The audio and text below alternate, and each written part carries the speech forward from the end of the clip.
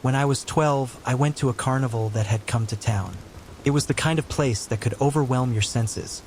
Flashing lights, lively music, and the sweet aroma of popcorn and cotton candy filling the air. I loved everything about it. The thrilling rides, quirky booths, and even the odd little sideshows. But one particular night, something happened that I'll never forget. Even now, thinking about it sends chills down my spine. The carnival was packed with people. My friends and I had wandered in together, but they were busy playing ring toss, which didn't interest me. I wanted to find something different, something unique. That's when I noticed a small fortune teller's tent tucked away in a dark corner of the carnival. It was easy to miss, overshadowed by the bigger attractions, but something about it drew me in. The sign outside read, "Know your future. The all-seeing eye awaits you." It felt mysterious, almost otherworldly, and I couldn't resist the pull to step inside. I pushed aside the heavy curtain at the entrance and entered. The air inside was thick with the smoky scent of incense, making it slightly hard to breathe. A dim lamp cast flickering shadows across the canvas walls, and in the center of the room sat an older man at a small round table. He looked like he had stepped out of another time, his silver hair and long beard giving him a wise, almost mystical appearance. His dark robe flowed loosely around him, and his hands, adorned with glittering rings, moved slowly as he gestured for me to sit. "Come in, young one," he said in a deep, calm voice, his eyes locking onto mine with an intensity that made my stomach flip. "I've been expecting you." His words sent a shiver down my spine. How could he have been expecting me? I hadn't even planned on visiting his tent until moments ago. Still, I told myself it was just part of his act, so I sat down across from him, trying not to look as nervous as I felt. "Tell me," he said, his voice low and deliberate. "What is it you wish to know?" I hesitated for a moment before finally replying, "I want to know about my future." He nodded slowly, closed his eyes, and took a deep breath. For a moment, the tent was completely silent except for the faint sound of the wind rustling the canvas outside. When he finally spoke again, his voice was heavier, more serious. "I see many things in your future," he began. "There will be joys and sorrows, triumphs and trials. But," he paused, his brow furrowing, "there is one thing you must be warned about. There is a shadow in your future. A figure who will follow you, no matter where you go. You can run, you can hide, but they will always be there, just behind you. You cannot escape them." My heart began to race. His words felt unervingly specific, too personal to brush off as a generic fortune. I wanted to laugh, to say it was all just for show, but the way he looked at me made that impossible. "How do you know this?" I asked, my voice trembling slightly. He opened his eyes and fixed me with a piercing stare. "I know many things," he said softly. Then, leaning in closer, he added, "Be careful when you leave this place. The shadow will be waiting." I didn't know how to respond. I stood up quickly, muttering a shaky, "Thanks for the warning," before rushing out of the tent. Outside, the carnival no longer felt fun or lively. The colorful lights seemed dimmer, the music quieter, and the laughter around me felt hollow. The fortune teller's words echoed in my mind, and I couldn't shake the feeling that someone was watching me. As I walked away from the tent, I noticed a man standing near one of the food stands. He was wearing a long coat and a hat that cast a shadow over his face. At first, I thought he was just another carnival goer, but something about the way he stood there, completely still, sent a wave of unease through me. I tried to ignore him and walked toward the rides, but when I glanced back, he was still there, watching me. My stomach twisted with fear. I told myself it was just a coincidence, some trick to scare me that the fortune teller had set up. But that explanation didn't make me feel any better. Deciding I'd had enough, I left the carnival and started walking home. It was late, and the streets were mostly empty. As I walked, I kept glancing over my shoulder, half expecting to see the man again. Sure enough, he was there, following me. He stayed at a distance, but his presence was unmistakable. I tried to stay calm, telling myself he was probably just heading in the same direction. But when I quickened my pace, so did he. My heart pounded harder with each step. Finally, I saw my house up ahead, its porch light glowing faintly in the dark. Relief flooded me, and I broke into a run. The man's footsteps grew louder behind me, faster, more deliberate.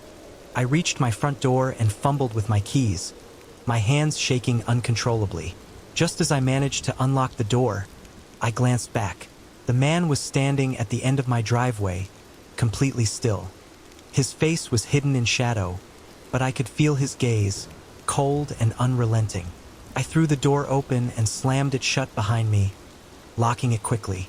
My chest heaved as I pressed my back against the door, listening for his footsteps. But there was nothing, just silence. I never saw the man again after that night, but the memory of him, and the fortune teller's warning, still haunts me. Even now, I can't shake the feeling that someone is watching me, lurking just out of sight, waiting for the right moment to reappear.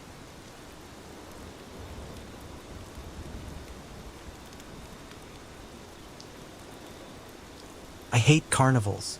Always have, probably always will.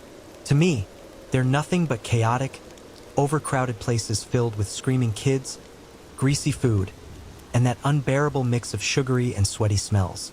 I'm not sure where my hatred started, but it definitely intensified after what happened a few years ago.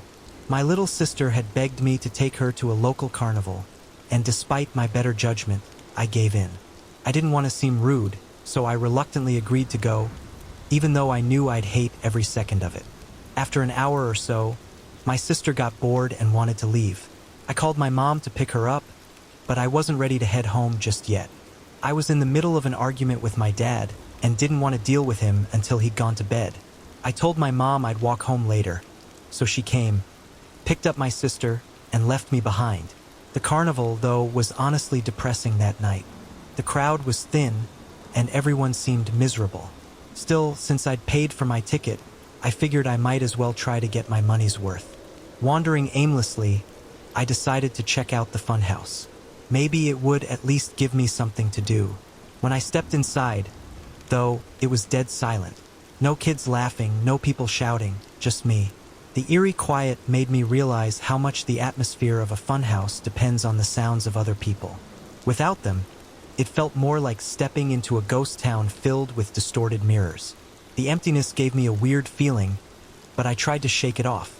At first, I managed to distract myself with the mirrors. Some of the warped reflections made me laugh a little. But then, about halfway through, I noticed something that wiped the smile off my face. Out of the corner of my eye, in one of the mirrors, I saw a face. A bald man with sunken eyes, staring directly at me. I froze. The image was there for just a second, but it was enough to freak me out. I spun around trying to find him, but no one was there. I tried to convince myself I'd imagined it. The mirrors could play tricks on your mind, after all. Still, the feeling of unease lingered as I moved through the maze. Then, I saw him again, this time reflected in another mirror. He was grinning now, a wild, unsettling grin. My heart started racing. I yelled out, "Who's there?" but got no response. The silence only made it creepier. I picked up my pace, my eyes darting around for any sign of him. The mirrors made it impossible to tell where he was, or if he was even real. I kept running into dead ends, and the disorientation only added to my growing panic. Suddenly, as I turned a corner, a hand shot out from behind one of the mirrors and grabbed my wrist. I screamed and instinctively started thrashing, trying to pull free. The grip was strong, and for a terrifying moment, I thought I wouldn't be able to break loose.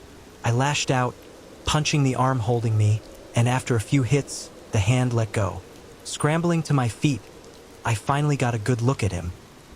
He was wearing gray clothes, had a slight gut, and his face looked exhausted, almost hollow. I didn't wait for him to make another move. I bolted. My adrenaline kicked in, and somehow, I managed to navigate my way back to the entrance. I burst through the doors, gasping for air, but just as I started to feel safe, I realized something terrible. I didn't have my wallet. I must have dropped it when I fell. There was no way I was going back in. Instead, I ran to the nearest staff member and told her everything. She looked confused and told me the funhouse had been closed to visitors that night. Her words hit me like a punch in the gut. A chill ran down my spine. The staff called the police, and they searched the funhouse, but they didn't find anything. Not even my wallet. The cops dismissed my story, saying it was probably just a prank or that I'd imagined it. Frustrated and embarrassed, I walked home, trying to convince myself it was over. But it wasn't. A week later, my girlfriend called me in a panic. She was practically screaming into the phone, telling me about something horrifying that had just happened. Someone had been texting her, pretending to be me, and convinced her to drive to a remote spot, supposedly to help me fix a flat tire. Luckily, she brought her dad with her, even though the person texting her had insisted she come alone. When they arrived, they realized something was wrong. The car parked at the location didn't match mine, and before they could react, 6 men got out of the vehicle. Her dad immediately jumped back in the car, and they sped off before the men could reach them. That's when everything clicked. I had written down my girlfriend's phone number on a slip of paper that was in my wallet. Whoever had grabbed it now had her number. It was a terrifying realization. After that incident, we changed all our contact information, our phone numbers, even our emails, and for the past month, nothing else has happened. But the memory of that night in the funhouse still haunts me. I don't know who that man was or what he wanted, but I can't shake the thought of how much worse things could have turned out. So yeah, I hate carnivals, and now you probably understand why. Before we dive into the next story, if you're here for the first time, let me know where you're tuning in from. Be sure to subscribe to our channel and hit the bell icon so you don't miss any of the upcoming scary stories. We appreciate your support. Feel free to share these stories with your friends and family. Starting a new job always brings a mix of excitement and nerves. That's exactly how I felt when I landed a summer gig at a local carnival in downtown Los Angeles. My goal was simple: make some extra cash before heading into my senior year of college in the fall. The carnival was typical, packed with games, food stalls, and one big attraction: the funhouse. During the day, it was a family-friendly maze of mirrors and obstacles. But at night, it turned into a haunted house. Unlike flimsy tent setups, this funhouse was an actual building, solid and imposing, rumored to have once been a wealthy man's mansion. My job? Manage the funhouse, which was easily the most popular spot in the carnival. At first glance, the job seemed simple enough. Make sure people got in, had fun, and made it out safely. For the first couple of days, everything went smoothly. Then, strange things started happening. At first, it was little inconsistencies. I count 12 people entering, but only 11 would exit. I brushed it off, assuming I'd miscounted amid the chaos of laughter and screams. But then it kept happening. 7 people entered, 6 came out. 10 went in, 9 exited. It wasn't adding up. Was I making mistakes? Or was something actually wrong? One busy afternoon, a girl caught my eye as she approached the funhouse. She was stunning, easily the most out-of-place person in the sea of families and kids. She looked around my age, maybe a little older. I couldn't help but stare for a moment. She smiled at me, handed over her ticket, and I directed her inside. I kept working, glancing back at the entrance every now and then, hoping I'd catch her on her way out, so I could maybe work up the nerve to talk to her. But as time went on, I noticed something strange. Groups that had entered after her were already coming out, yet she was nowhere to be seen. A few more minutes passed, and my unease grew. She should have been out by now. Concerned, I decided to step away from my post and check inside. I locked the entrance behind me and ventured into the maze of dimly lit hallways and mirrored rooms. Everything seemed normal at first, until I noticed something peculiar. A faint seam in one of the walls. It looked like part of the design, but something about it felt off. I pressed on it, and to my surprise, it clicked open, revealing a hidden door and a pitch-black corridor beyond. My heart raced. What was this? I stepped inside, using my phone's flashlight to navigate. The corridor was narrow and damp, and it didn't feel like it belonged to the funhouse. I reached another door at the end of the passage, opened it cautiously, and found myself back outside on the carnival grounds. Relief washed over me. Maybe those missing people had found this secret exit by accident and left without telling anyone. I started heading back to my post, but something nagged at me. I wasn't ready to give up. I felt like I needed to keep exploring. Maybe it was the mystery of it all, or maybe I just wanted to delay going back to work. Either way, I found another seam in the wall similar to the first one. Once again, I pressed it, and it opened. This time, though, the air changed. A foul smell hit me immediately, and instead of another hallway, there was a ladder leading downward. My mind raced.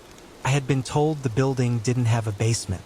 Against every instinct, I climbed down, the smell growing stronger with each step. At the bottom, I found something that didn't belong in any carnival.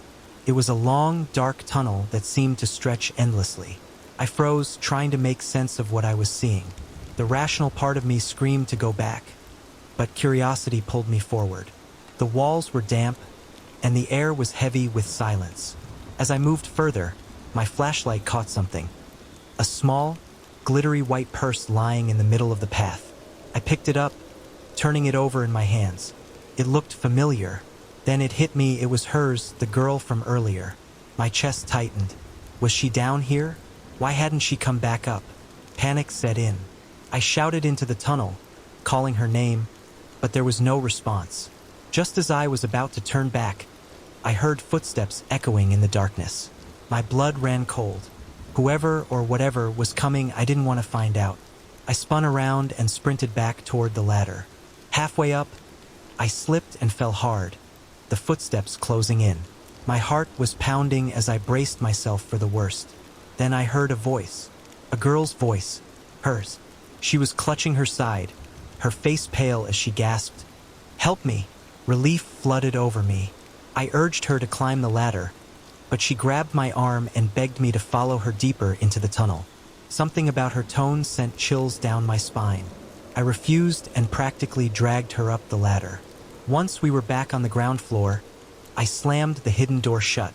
I asked her what had happened, but she couldn't give a straight answer.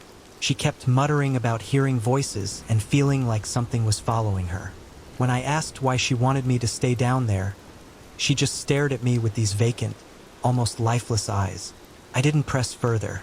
I called the police, but before they arrived, she slipped away. I never saw her again. When the police investigated, they discovered something unbelievable. The building had been a Prohibition-era safe house in the 1920s, with secret passageways leading to an underground tunnel system. Some of the tunnels had never been fully mapped. The carnival's owner claimed he had no idea, but I wasn't convinced. I quit the job the next day.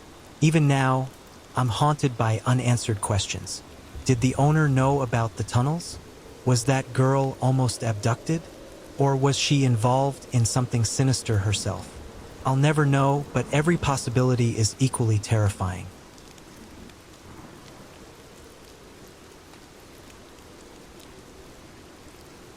When I was a kid, carnivals were pure magic to me. The dazzling lights, the playful games, and the sense of endless excitement. It all captivated me in a way nothing else could. While most people might see carnivals as silly or childish, I've always felt differently. Growing up in a small town in Indiana, entertainment was scarce, so whenever a carnival came to town, I made it my mission to enjoy every single moment. Even now, decades later, the thrill of a carnival still hasn't faded for me. No matter what story I'm about to share, I know my love for those vibrant events will never waver. This story takes place when I was around 10 or 11 years old. Back then, I was a pretty nerdy kid, always digging into books and learning about random topics. A few days before the spring carnival was set to arrive, I decided to visit the library, as I often did. For some reason, I found myself wandering into the history section. I vividly remember the dusty shelves and the worn books that looked like they hadn't been touched in years. While flipping through one of the older books about our town's history, a small, yellowed piece of paper slipped out and floated to the ground. Curious, I bent down to pick it up, only to discover it was a ticket for the town's spring carnival, dated more than 15 years ago. The odds of stumbling upon something like that were so slim, I couldn't believe my luck. It seemed like the perfect addition to my growing collection of odds and ends. What made it even more intriguing was the date on the ticket. It was only 2 days away from when the carnival was set to return to town. The carnival arrived the very next morning, and I had an idea. Why not try using the old ticket? I thought it would be a funny little experiment, and I figured it'd be cool to have the ticket punched, even if they didn't accept it. That evening, I headed to the carnival with the ticket tucked safely in my pocket. The place was alive with music and laughter, the smell of cotton candy and popcorn thick in the air. When I reached the entrance, I handed the ticket to the man at the booth. The moment he saw it, his face changed. He froze for a split second, going pale, before forcing an awkward smile. Enjoy the carnival, he said nervously, handing the ticket back to me without punching it. I walked away confused. Why had he reacted like that? Maybe he was new and didn't recognize the old ticket design. Shrugging it off, I dove into the carnival experience. I played games, rode a few rides, and devoured a funnel cake. But the whole time, I couldn't shake this strange feeling. It was as if someone was watching me. I kept glancing around, but no one seemed out of place. Even so, I noticed a few carnival workers giving me odd, almost wary looks. The uneasy feeling grew, and eventually, I decided to confront someone about it. I approached an older man running the ring toss booth. He looked friendly enough, so I showed him the ticket and asked if he knew anything about it. His reaction was even stranger than the guy at the booth. His face turned serious, and he glanced around nervously before leaning in close. "Kid," he whispered, "where'd you get this?" I explained how I'd found it in a book at the library, but his expression only grew darker. "You've stumbled onto something you shouldn't have," he said quietly. "That ticket, it's tied to something most folks around here would rather forget. About 15 years ago, there was a worker here, Ryan was his name. Good kid. Everyone liked him. One night, he just vanished, disappeared without a trace. All they found was his wallet, and inside it was a ticket that looked just like this one." He gestured at the ticket in my hand, his voice dropping to a near whisper. A chill ran down my spine as he continued. "They searched everywhere, drained the pond, checked the woods, but nothing. After that, strange things started happening whenever the carnival came to town. People lost things, got hurt. Some even claimed they saw Ryan's ghost wandering around." He looked me in the eye. "You shouldn't have brought that ticket here." I tried to laugh it off, but his story left me unsettled. "Do you really believe that?" I asked, trying to sound braver than I felt. He didn't answer right away. "I've seen enough not to rule anything out," he finally said. Then his tone turned serious. "You need to leave the ticket here, kid. Don't take it home." Something about his urgency made me hesitate. I stared at the ticket, my curiosity battling with my growing unease. "It's just a ticket," I said, shaking my head. But when I told him I wasn't giving it up, his demeanor changed. "Listen to me," he snapped, his voice sharper now. "You don't know what you're messing with." Before I could react, he lunged toward me, trying to grab the ticket. Startled, I jerked back, clutching it tightly. His face twisted into something desperate, almost frantic. "You need to leave," I said, backing away. His pleas turned into warnings, but I didn't stick around to hear them. I disappeared into the crowd, the sounds of the carnival swallowing his voice. The rest of the night felt off. The joy of the carnival was gone, replaced by a gnawing anxiety. I went home early, clutching the ticket as if it were a cursed object. Over the next few days, things started going wrong. I missed the bus, got into a fight with my best friend, and even fell off my bike, scraping my knee badly. At home, my mom lost her job, my brother broke his leg skateboarding, and worst of all, our dog passed away unexpectedly. It felt like a dark cloud was hanging over me. One afternoon, fed up and scared, I decided to get rid of the ticket. I walked to the creek behind our house in the pouring rain. Standing at the edge, I ripped the ticket into tiny pieces and watched them float away. "It's just a piece of paper," I told myself. After that, things got better. My friend apologized. My mom found a better job, and life slowly returned to normal. I still don't know if that ticket was cursed or if it was all just coincidence. But one thing's for sure. I've learned to be careful about what I bring home. Some things are better left where they belong.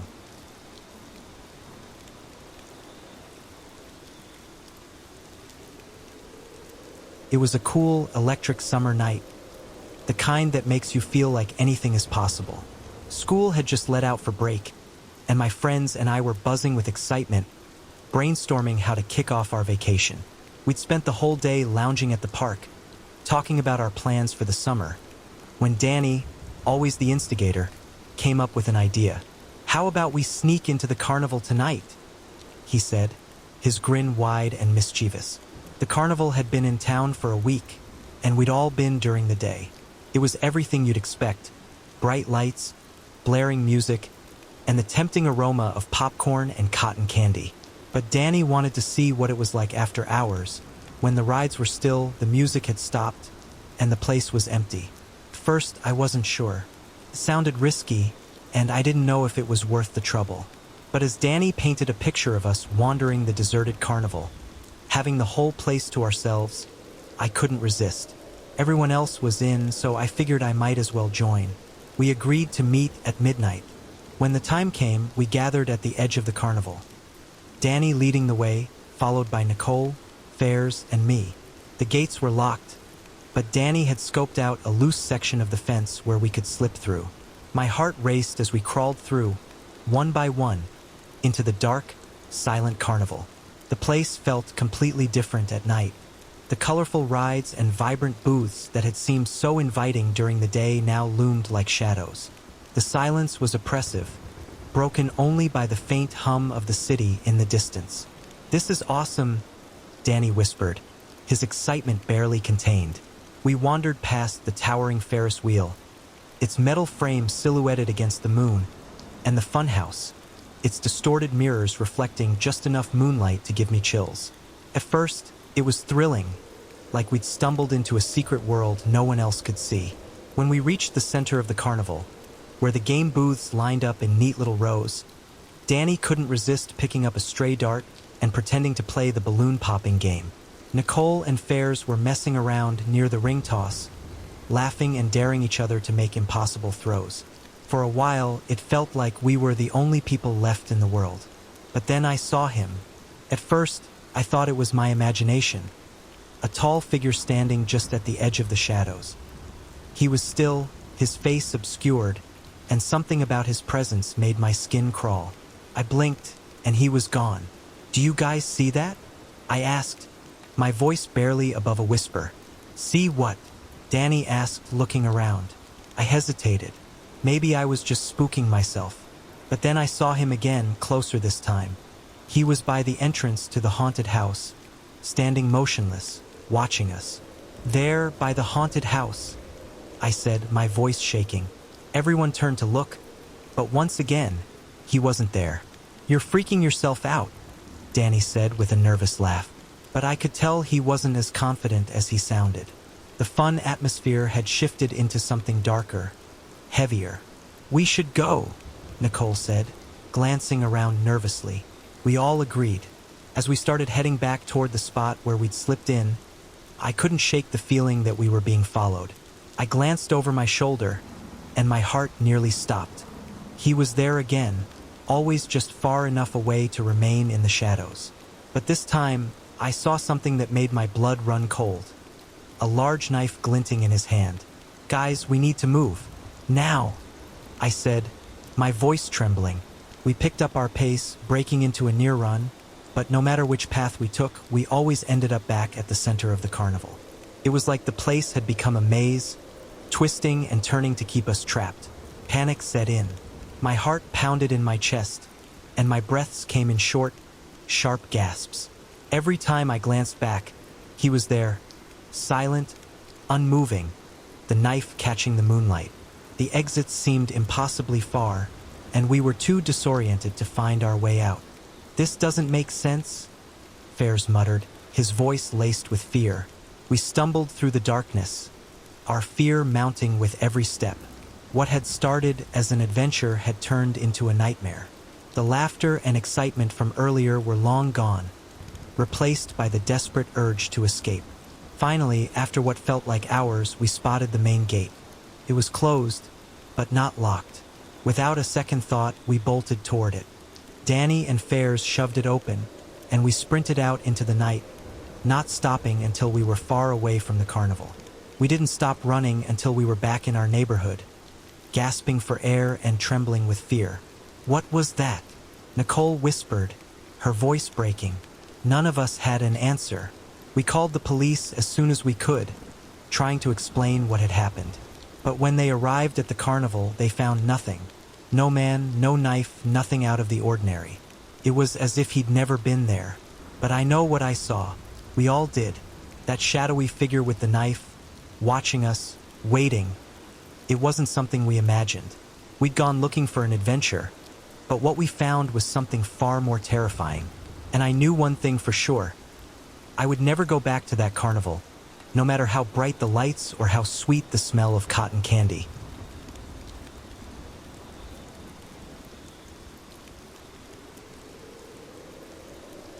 When we were younger, my friends and I had a knack for seeking out adventure. We were obsessed with exploring abandoned places, fueled by countless stories of others sneaking into derelict buildings and uncovering their mysteries.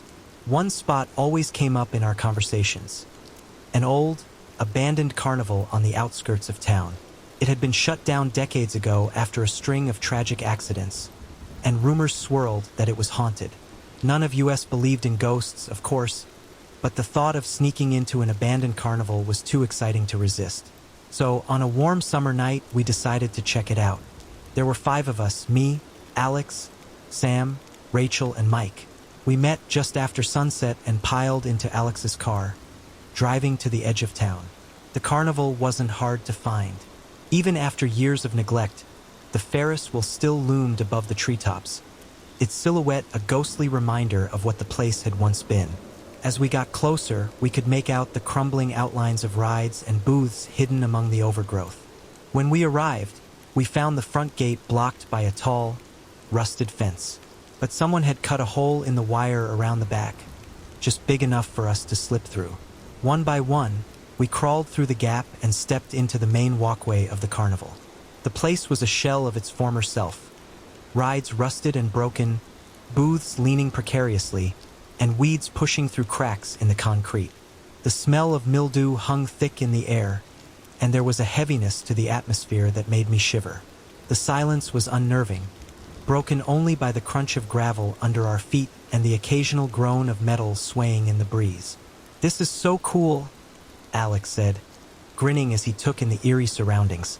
"Let's split up," he suggested a moment later, his enthusiasm undimmed. I hesitated. Splitting up didn't seem like the best idea, but everyone else agreed, so I reluctantly went along with it. We decided to meet back at the Ferris wheel in an hour. I wandered toward the old funhouse, its once bright paint now faded and peeling. One of the doors hung crooked on its hinges, creaking softly in the breeze. I stepped inside, my flashlight cutting through the darkness. The air felt heavier here, and the narrow hallway seemed to press in around me. Broken mirrors lined the walls, their surfaces dull and fractured, and the wood beneath my feet creaked with every step. As I moved deeper into the funhouse, I started to feel uneasy. The air seemed to hum with an almost imperceptible vibration, and then I heard it, a faint sound, like carnival music drifting through the darkness. At first, I thought it was my imagination, but as I stood still, straining to listen, the music grew louder, unmistakable now. It had an eerie, warped quality, as though it were coming from a broken record player somewhere deep within the funhouse. My heart pounded in my chest. I turned to leave, but the hallway behind me seemed longer. It was as if the space itself was shifting, stretching out into the darkness. Panic bubbled up inside me, and I forced myself to walk back the way I'd come. The music swelled, almost deafening now, as if it were surrounding me. By the time I stumbled out into the open air, I was gasping for breath. The music stopped abruptly, leaving only the oppressive silence behind. My hands were shaking as I gripped my flashlight, and I knew there was no way I was going back inside. I made my way to the Ferris wheel, hoping the others would be there. As I approached, I spotted Rachel and Mike standing by an old ticket booth, their faces pale. "Did you guys hear the music?" I asked, trying to steady my voice. Rachel nodded quickly. "Yeah, it just started out of nowhere. I thought I was imagining it." Mike shifted nervously, glancing over his shoulder. "This place gives me the creeps. We need to leave." Before we could decide what to do, Sam and Alex appeared from the shadows. Sam looked shaken, his face pale, and Alex, usually the boldest of us all, was uncharacteristically quiet. When we asked if they'd heard the music, they both nodded without a word. None of us wanted to admit how scared we were, but it was clear we all felt the same. Something wasn't right about this place. As we turned to leave, I noticed something that made my stomach drop. The Ferris wheel, which had been lifeless and still just moments before, was now moving. The lights flickered to life, glowing faintly as the massive structure began to creak and groan, its cars swaying gently in the windless night. "Who turned that on?" Sam whispered, his voice barely audible. No one answered. We stood frozen, staring at the Ferris wheel as it slowly completed a full rotation. Then, just as suddenly as it had started, the lights flickered out, and the ride ground to a halt, leaving the carnival in darkness once more. That was all we needed. Without another word, we sprinted back to the hole in the fence, squeezing through as fast as we could. We didn't stop running until we reached Alex's car, piling in and slamming the doors shut. The drive home was silent, the earlier excitement replaced by a suffocating sense of dread. When we got back to town, we parted ways without much conversation. None of us ever talked about that night again, and we certainly never went back to the carnival. Even now, I can't explain what happened. Maybe it was our imaginations, or maybe there really was something sinister lingering in that place. All I know is that we were lucky to get out when we did, and I still get chills every time I think about that spinning Ferris wheel, creaking in the darkness.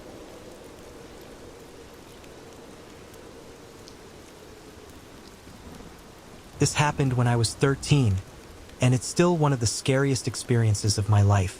It all unfolded on a summer night in the busy city neighborhood where I grew up. The streets were always bustling, and I felt safe walking around to parks or friends' houses.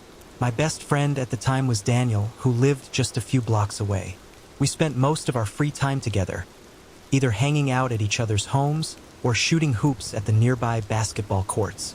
Every summer, our city hosted a carnival, a big event that drew people from neighboring towns.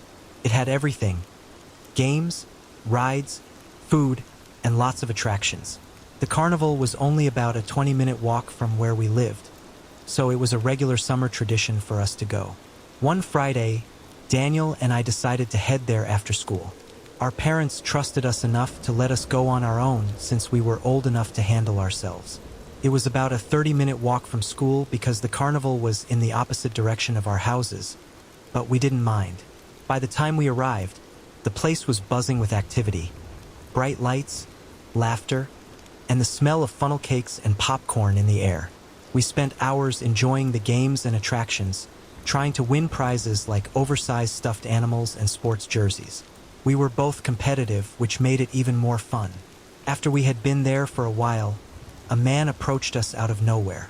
He was older, with graying hair and a mustache, and had a strange energy about him. "How's it going, boys?" he asked, his tone friendly but off-putting. We gave polite but brief answers, unsure of what he wanted. Then he asked if we needed more tickets, saying he could get us some. Neither of us needed tickets, and we both felt uneasy around him, so we declined. He lingered for a moment before walking away. Daniel and I didn't think much of it and went back to playing games. About an hour later, though, the man reappeared. This time, he asked how much longer we were planning to stay and where we were going afterward. The questions made us uncomfortable, so we answered vaguely and quickly walked away. As we blended back into the crowd, we talked about how creepy he seemed but tried to laugh it off. The carnival was fun, and we didn't want some random guy to ruin it for us. Eventually, though, we decided it was time to head home. The plan was to walk together most of the way and then split off when we got close to our houses. The further we walked from the carnival, the darker and quieter the streets became. About 5 minutes into the walk, we heard footsteps behind us. I glanced back and saw the same man following us at a short distance. My stomach dropped. "Is that him?" Daniel asked, his voice low. "Yeah," I said, trying to keep calm. We picked up our pace, hoping he'd lose interest, but when we turned onto another street, he made the same turn. It was darker now, with fewer streetlights and no one else around. The man's footsteps remained steady behind us. At this point, there was no denying he was following us. We whispered about what to do and decided to keep walking until we reached the spot where Daniel and I would split off. When we got there, we made a plan. We'd both run to our houses in opposite directions. That way, the man couldn't follow us both. As soon as we split, I heard Daniel take off down his street, but the man didn't chase him. Instead, he came after me. My heart raced as I sprinted toward home. When I glanced over my shoulder, he was running too, closing the distance fast. I veered off the sidewalk, cutting through a neighbor's yard and jumping over a fence. I thought maybe that would slow him down, but to my horror, I heard him follow. I was panicking now, adrenaline coursing through my veins. I ran through the backyard, darting past a garden and out onto another street. I looked back again and couldn't see him anymore, but I wasn't taking any chances. I kept running, weaving through yards and side streets, until I finally reached my house. My hands were shaking as I fumbled with my keys, but I managed to unlock the door and slam it shut behind me. My mom, startled by the noise, came into the hallway and saw me panting and wide-eyed. "What happened?" she asked. Between breaths, I told her everything. She immediately called the police while I peeked out the window, half expecting to see the man lurking nearby. But he was gone. The police arrived shortly after and took my statement. They searched the neighborhood but couldn't find him. They also went to Daniel's house to make sure he was safe, and thankfully he was. We both stayed inside for the rest of the night, shaken but relieved that nothing worse had happened. After that, I was terrified to go anywhere alone. I used to walk to school every day, but my parents insisted on driving me for a while after the incident. Even now, years later, I haven't forgotten how it felt to be chased like that. I never saw the man again, and nothing similar has happened since. But whenever I think about that summer night, I can still hear his footsteps behind me, and I feel that same cold knot of fear in my chest.